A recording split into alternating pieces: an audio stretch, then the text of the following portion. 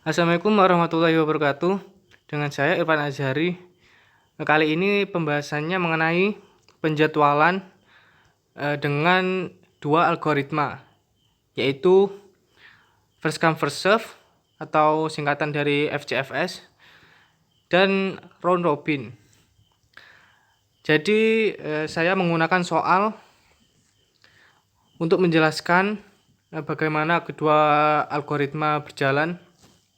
Nah, pada soal ini yang telah saya siapkan, saya sudah menyelesaikan jawabannya. Jadi di sini saya akan hanya menjelaskan saja.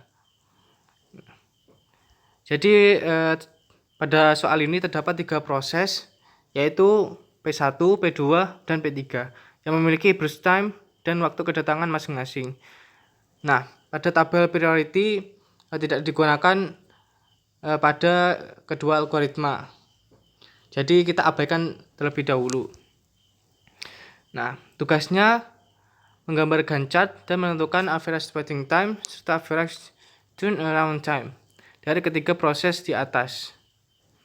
Nah, yang A yaitu menjawab dengan algoritma FCFS.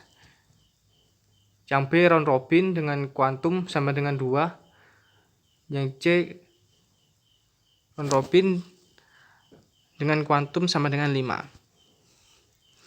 Jadi langsung ke FCFS atau first come first serve dengan yang pertama-tama membuat Gantt chart. Nah, seperti ini Gantt chartnya. Jadi yang pertama harus dikerjakan yaitu menentukan awalan dan akhir. Nah, ini awalannya yaitu 0, yang akhir yaitu 17. Nah, 17 ini dari jumlah keseluruhan burst time-nya. Seperti itu. Jadi fungsi burst time ini pada Gantt chart, nah, yaitu jumlah proses yang diperlukan dalam menjalankan suatu proses. Nah, ini yang P1 pada Gantt chart 10. Nah, ini bisa dilihat di tabel kan 10. Jadi kita isi 0 sampai 10. Nah, kemudian terminate. Nah, ini terminate maksudnya sudah selesai prosesnya. Maka akan menuju ke proses selanjutnya dengan P2. Nah, P2 karena burst time-nya 2, jadi dari 10 ditambah 2, 12 untuk proses yang P2, kemudian terminate. Begitu pula yang P3. P3 burst time-nya 5, maka akan 12 ditambah 5, 17. Nah, sudah betul. Langsung kemudian terminate. Nah, yang penting dalam pembuatan Gantt chart itu yang saya bilang awal-awal yaitu pembuatan menentukan yang pertama dan yang terakhir. Yaitu tidak harus panjang seperti ini Gantt chart. Bisa sesuai pembuat, bisa pendek gitu. Nah, kemudian menentukan average waiting time dan average turnaround time. Nah, waiting time P1 sama dengan 0. Nah, ya karena P1 proses pertama, maka tidak ada waktu menunggu. Jadi 0. Nah, kemudian waiting time pada P2. P2 kan setelah proses P1. Nah, pada ini. Jadi waktu tunggu yaitu sebelum P2. Berarti sepanjang ini waktu tunggu untuk menunggu selesainya proses P1. Jadi rumusnya yaitu 10 dikurangi, dikurangi 3 itu dari mana? Dari waktu kedatangan. Nah, waktu kedatangan ini penting yang digunakan untuk waiting time. Nah, jadi bisa dimisalkan itu kan misal P1 itu kan waktu kedatangannya 0.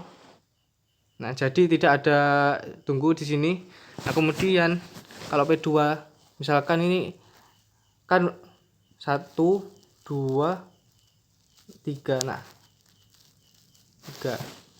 Jadi pada di sini kan datang, jadi yang menunggu hanya 3 sampai 10. Nah, seperti itu. Maka jadi 10 dikurangi 3. Nah, kemudian juga sama pada P3 yaitu waktu kedatangan 4 ya. 4 berarti misalkan 4 berarti ya waktu kedatangan sini sampai 17 ini. Nah, kalau dirumuskan bisa dengan 12 dikurangi 4. Maksudnya sini ya, salah. Hanya misalkan sini 4 berarti. Nah, kemudian menghitung average waiting time, tinggal menjumlahkan semuanya P1, P2, P3 kemudian dibagi jumlah proses yaitu 3. Sudah, kemudian lanjut ke turnaround time. Nah, turnaround time ini maksudnya keseluruhan waktu yang dibutuhkan proses dari waktu menunggu sampai waktu proses ya. Nah, jadi bisa dilihat terminate dari suatu proses. Nah, itu merupakan turnaround time. Misalkan, nah ini berarti terminate-nya.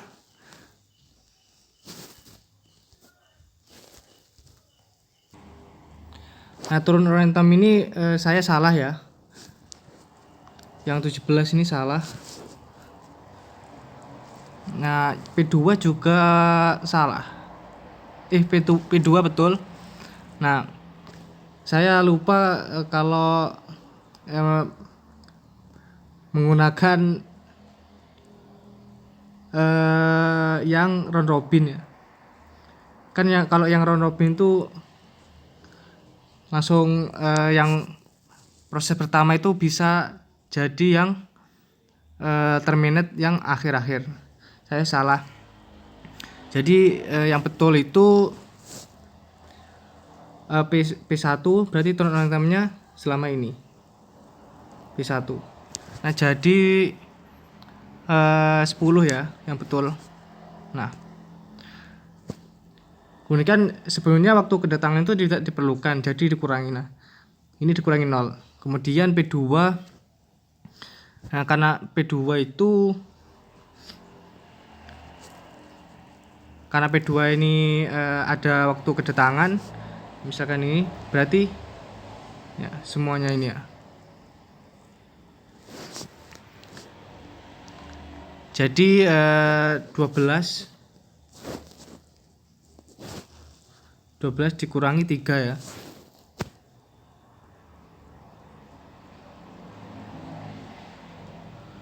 Nah. Oh ya, salah. Betul. Nah, kemudian kan 12 terminate di waktu 12, kemudian dikurangi waktu kedatangannya yaitu 3. Jadi 12 kurangi 3. Kemudian P3 juga karena ini terminate di waktu 17, maka waktu tersebut dikurangi waktu kedatangan, dikurangi 4 sama dengan 13. Caranya berarti 10 ditambah 9 P2 ditambah 13 yang P3. Kemudian dibagi 3. Nah, kemudian lanjut yang B yaitu round robin. Nah, round robin di sini kuantumnya sama dengan 2. Maksudnya kuantum sama dengan 2 yaitu kelipatan yang digunakan pada penjadwalan untuk menunda suatu proses itu menggunakan 2 ya. 2 menit.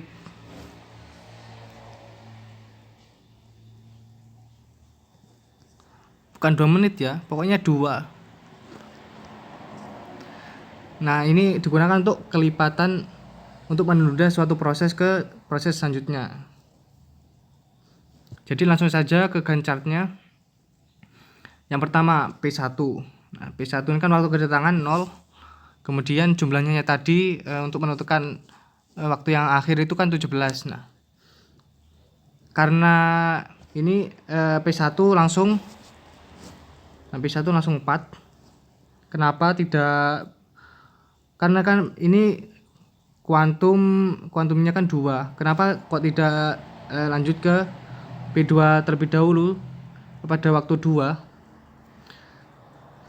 Karena waktu kedatangan P2 itu kan 3. Jadi ketika 2 meskipun ada kuantum yang untuk menunda dan melakukan pergantian yang biasanya round robin, algoritma round robin.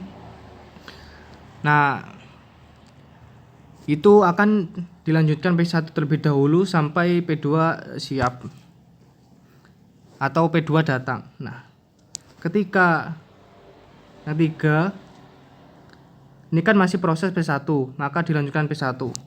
Kemudian setelah itu melakukan penundaan dengan kuantum 2. Berarti ditambah 2 ya, P2. Nah, ini kan burst time P2 2 ya. Nah, 2. Maka akan terminate. Nah, kemudian dilanjutkan P3. P3 ditambah 2. Kemudian lanjut P1. Kemudian P3. Kemudian sampai yang bagian yang waktu ini. Ini kan lanjut ke P3. Nah, P3 itu hanya 1. Hanya tersisa waktu burst time-nya itu 1. Nah, maka hanya menambah satu waktunya itu 1 ya, ini 14 ke 15. Kemudian terminate merupakan selesainya proses. Kemudian P1 yang terakhir sampai P1 itu waktunya 17 terminate. Nah, selesai Gantt chartnya, kemudian menentukan waiting time, average waiting time, dan average turnaround time. Sama seperti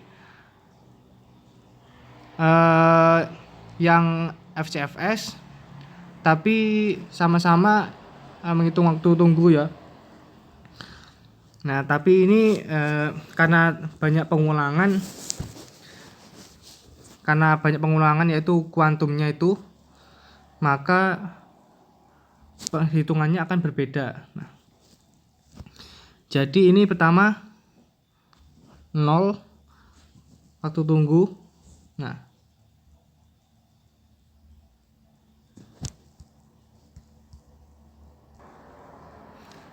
jadi 0 yang pertama kan yang ini, kemudian sampai selesai, kemudian menunggu lagi. Nah, menunggu di sini P2 sampai P3 sebelum P1 ya. Nah, waktu 4 sampai waktu 8, berarti 4 ya. Jadi tambah 4, kemudian proses P1, kemudian ini P3 2 ditambah 2, kemudian ini ditambah 2, kemudian selesai. Nah, sudah ya. Kemudian yang P2. Nah, P2 hanya menunggu P1 saja. Berarti selama ini sebelum proses dimulai dikurangi waktu kedatangan. Jadi 4 dikurangi 3 ya, sama dengan 1. Kemudian yang P3. Nah, P3 ini berarti menunggu P1 P2, kemudian P3 proses berjalan, kemudian ini ditambah 2, kemudian ini ditambah 2, terminate. Nah, sudah. Setelah itu berarti 6 ditambah 2, ini 2, ini 6, ini 2, berarti 6 plus 2 dikurangi waktu kedatangannya itu 4. Nah, setelah itu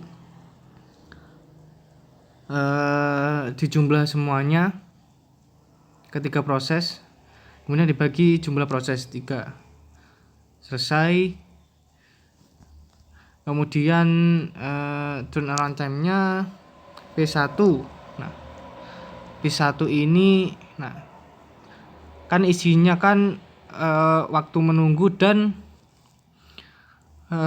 proses juga ya. Nah, jadi tinggal lihat terminate. Ini P1 ya. Nah, kemudian kalau P2. Nah, P2 itu berarti ya ini. Jadi ada waktu menunggunya P1, kemudian prosesnya 4 ke 6. Nah, dan P3 ya. P3 berarti P3 tinggal ini. Ada di samping proses ada waktu tunggunya terlebih dahulu yang dijeda oleh kuantum ya. Yang dijeda kuantum, karena kuantumnya 2 berarti jedanya 2. Maksudnya itu dijeda untuk melakukan proses selanjutnya. Nah, proses selanjutnya itu menurut kuantum tersebut. Nah, ini merupakan algoritma round robin. Seperti itu. Jadi kan ini 17. Kemudian turnaround time. Nah, ini turnaround time itu juga dikurangi waktu kedatangan ya. Ini 6 kurangi 3. Nah, kemudian ini kan terminate-nya P3 ada 15. Kemudian 15 dikurangi 4. Kemudian semuanya ditambah. Kemudian dibagi 3. Lanjut ke soal round robin selanjutnya, yaitu perbedaannya di kuantum 5. Nah, kalau semakin sedikit itu pembuatan gadgetnya semakin mudah ya. Karena tidak banyak kelipatan yang digunakan. Nah, karena round robin itu merupakan primitif ya. Pokoknya PREE M PTIF TIVE. Gimana ya? Tulisannya itu seperti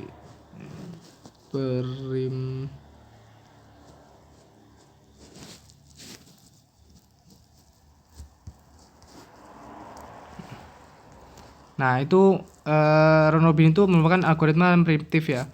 Primitif itu kan maksudnya penjedaan atau gimana ya?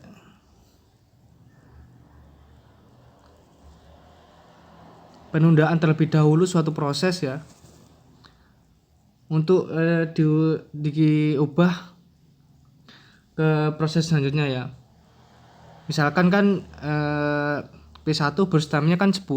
Nah, kalau first come first serve itu langsung 10 selesai terlebih dahulu. Nah, kalau round robin sebelum selesai suatu proses itu dijeda terlebih dahulu sesuai kuantumnya berapa. Nah, setelah itu dilanjutkan ke proses selanjutnya. Nah, kuantum itu lamanya suatu proses sebelum penjedaan ya. Nah, maksudnya primitif itu terus seperti itu. Jadi kalau kuantum 5 ya sama seperti yang soal yang B. Jadi pertama menentukan awal dan akhir, kemudian menentukan prosesnya P1, pertama P1, kemudian penjedaan terlebih dahulu. Nah, kemudian proses 2 menunggunya itu dimulai dari 3 kan waktu kedatangan, jadi menunggu sampai 5, kemudian proses P2 dijalankan karena P2 nya burst time-nya 2, jadi 5 ditambah 2 7, kemudian lanjut P3 kuantumnya dengan kuantum berarti ini 5 ditambah 5. Nah, kemudian lanjut, kemudian terminate ya, lupa terminate. Kemudian karena P1 belum selesai tadi, kemudian dilanjutkan setelah P3, kemudian terminate selesai. Jadi hitung-hitungan sama, yaitu waiting time-nya 7 yang P1, P2 waiting time-nya kan 3 sini, di sini berarti kan kalau dihitung-hitung manual 3 4 5 2 ya. Kalau hitungan rumusnya itu dari awal ya. Jadi ini yang sebelum prosesnya P2 berjalan dikurangi 3. Nah, 5 dikurangi 3. Kemudian P3 itu 7. Nah, 7 sini ya. Kemudian dikurangi 4. Kemudian ditambah semua dibagi 3. Turnaround time pada P1 ini betul ya 17. Kemudian P2 7, waktu kedatangannya 3 dikurangi 3, dan P3 sama. Average turnaround time-nya dijumlah semua dibagi 3. Nah, cukup sekian ya, sudah selesai semua. Jadi terima kasih atas waktunya telah menonton. Kurang lebihnya mohon maaf bila ada perkataan yang salah. Wassalamualaikum warahmatullahi wabarakatuh.